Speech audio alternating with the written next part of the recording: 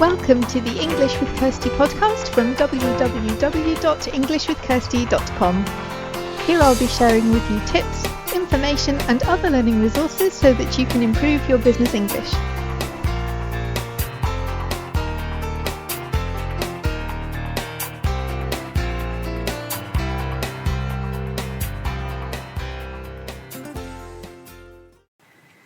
Hi and welcome to episode 228 of the English with Kirsty podcast.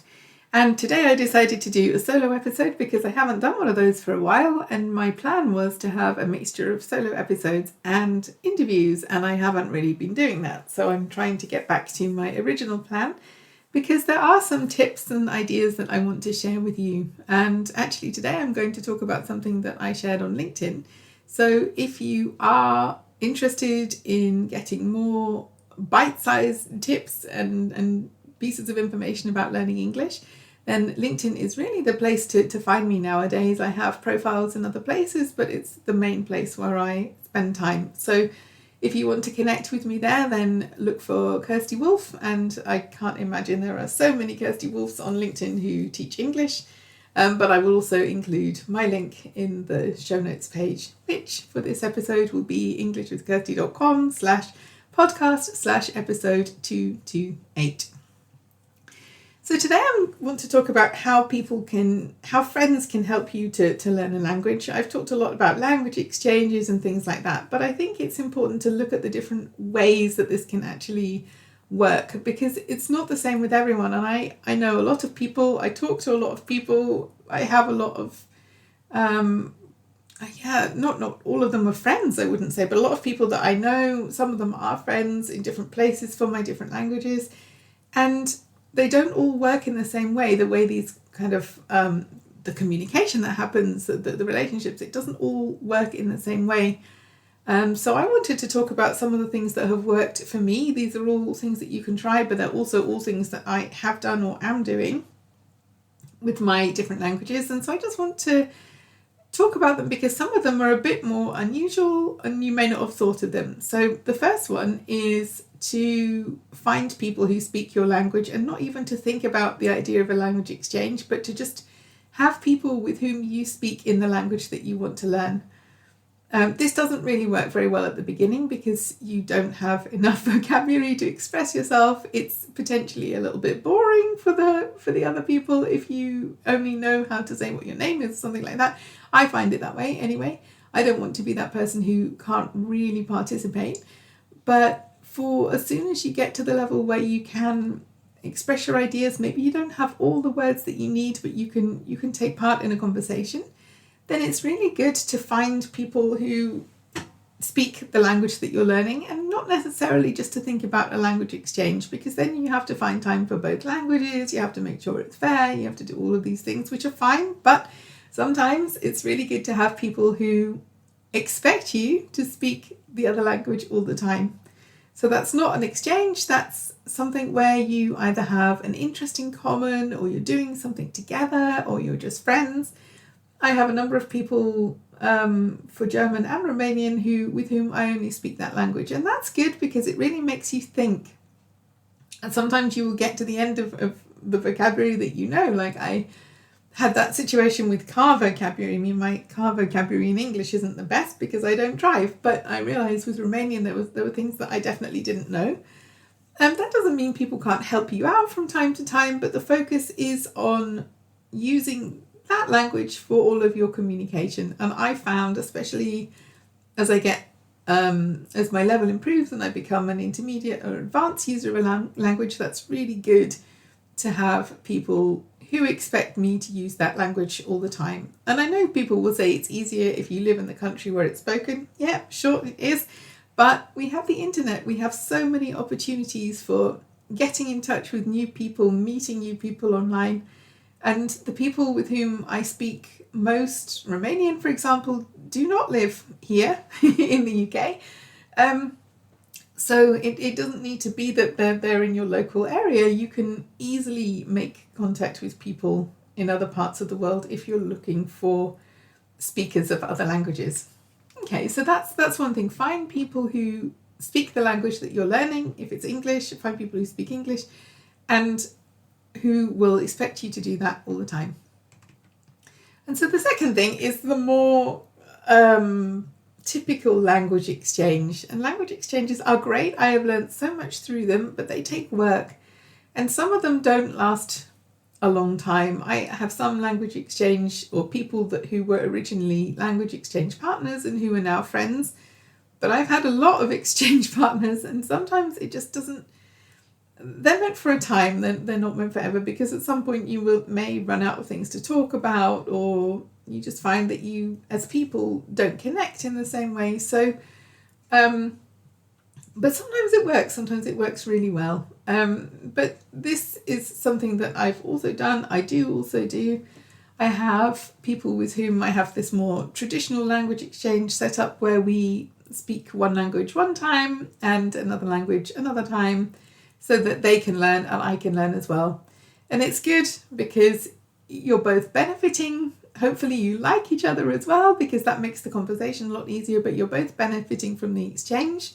It's important to try and keep it fair. We do that by having this, one language, one day idea, because if you say that you're going to switch halfway through, you often don't, or you don't know how long you're going to stay, or you say all the easy stuff in one language and then the other person has a harder time. So for me, I find it works best to say, okay, we're going to speak English today, we're going to speak Romanian the next time. That can work quite well, depending on what kind of person you are. Because the third way of doing this is to have a language exchange, but to swap, to practice switching really quickly between the languages, or to say things in both languages, and to use whatever language feels good at the time, to be a lot more kind of free and open with it. The only thing there is that you do have to watch that you do actually use both languages and not just the one that's easier for communication, because we as humans like to do that, and that's not so fair for the person who's trying to learn the other language, or the person whose language skills are not quite as advanced, or even the person who isn't as confident. So whilst having this more spontaneous and free-flowing conversation can be good, because it really trains your brain to use both languages at the same time, it has to be fair, and it has to be something that both people want. So at the moment we've got three things. We've got people who only expect you to use their language. We've got two types of language exchanges, more structured ones, less structured ones.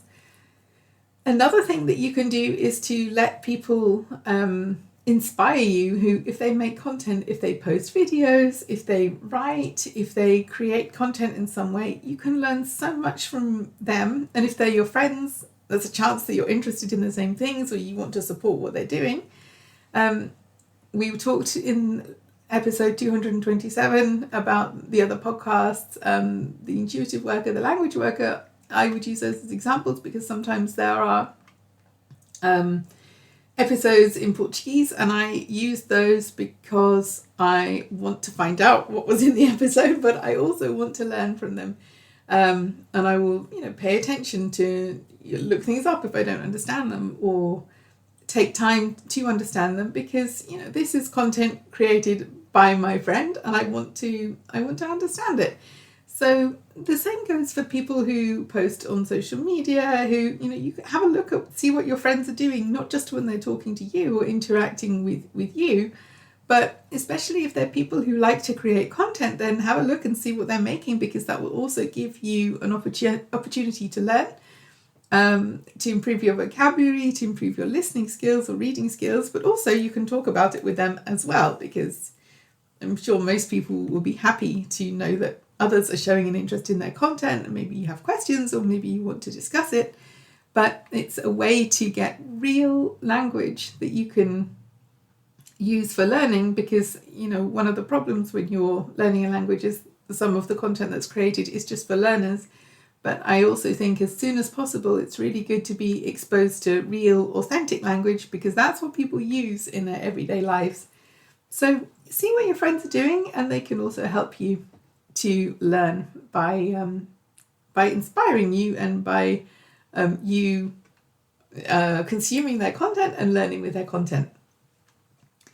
And the fifth thing is something that people don't really talk about, but it worked for me with Romanian. I could see, in some ways, I can see that I'm doing the same thing with Portuguese, even though it's not as structured as what I did with Romanian. But you don't always have to produce language to have a conversation. And that was one of the big problems I had with one of my Romanian language exchange partners, is that we became friends. And that was a problem for me because her level was higher than mine.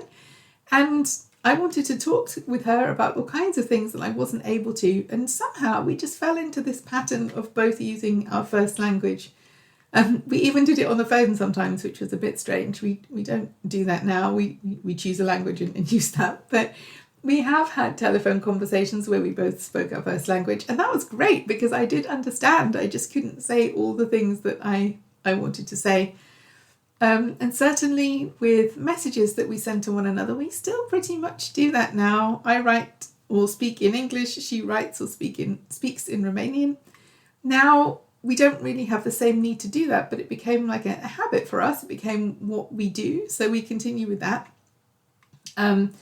For her, it was helpful because she wanted to practice listening to real English, to develop her listening skills. So that gave her the opportunity to listen and to read English that was written by me, or I recorded a message for her. And for me, I really needed to get a better feeling for Romanian at the beginning. This was 2 years ago when I was just starting, and I needed to understand, how do people who use this language as their first language put their sentences together? How do they express themselves when something happens? How do they show that they're not happy about something? Or, how do they describe things? How do they talk about their day? And yeah, I could look up individual words, but I really needed a bigger picture of what this looks and sounds like. So for me, that really helped that she spoke to me only in Romanian. And yeah, if I didn't know something, I looked it up. It wasn't a big deal. But it really helped me to develop a feeling for this language, how it sounds, how the word sounds together, how they sound when you make them into a sentence, which sounds disappear, which phrases keep coming up again and again. I really benefited from that. And I think it's something that people don't do so much because they feel that you all have to speak the new language from the beginning. Everyone has to speak. But there are times when it's okay to observe. Obviously, if you only ever observe, you're not going to make much progress. And I noticed that with Portuguese, for example, I'm doing a lot of observing at the moment. I'm going to my course. I'm doing all the exercises in the course. But in real life, I'm not producing a lot of language at the moment. But I am watching and listening and reading and doing a lot of absorbing of information, because I know that then I will start to speak. And it's the same with Romanian. Now I can speak for a couple of hours and it's not a problem. I do that. But I think if you're somebody who does like to observe a bit more, it's fine to find people who will, if you can get people to agree to this, to produce language for you, if there's something that you can do for them, that's great as well. But it's sometimes enough to watch other people for a while and see how they use language, and then you can start to develop your own feeling for how you want to communicate in that language. I'm not saying it's okay not to speak ever, because it's not. If you want to improve your speaking skills, you're going to have to speak at some point. But I am saying, if you're somebody who does need a bit more information first, then that's fine. There are ways that you can have that kind of communication with people. Because I've done it. We didn't plan to do it this way with my Romanian friend, but it happened and it really helped me. So I wanted to include that in this list because it's something that gave me the confidence that I have now when I'm speaking Romanian. So that's a good thing. Right, 5 different ideas. Have you tried any of these? How do you communicate with people in the languages you want to learn? How do you improve your English? Have you got friends who help you with your English? Let me know either by replying on the podcast, or you can send a message to podcast@englishwithkirsty.com. Kirsty is Kirsty. It's not Christy or Kristen or Kirsten or anything else. It's Kirsty. Otherwise, I won't get the message. Let me know. Let me know what's working for you and what you enjoy. And I think that's what I really want to say today, that learning a language doesn't have to be a lonely activity. It's a great way to meet other people, to have conversations with other people, and to learn from other people, because then you will learn so much more about how language is used, about the culture, about the language as a living language and not just information that you might find in a book or somewhere on the internet. So enjoy language learning, have fun with it, because I really do believe, as we said in one of the episodes earlier this year, that language learning should be fun. Let me know your experiences and I'll be back again soon. Have a good week and have fun learning English.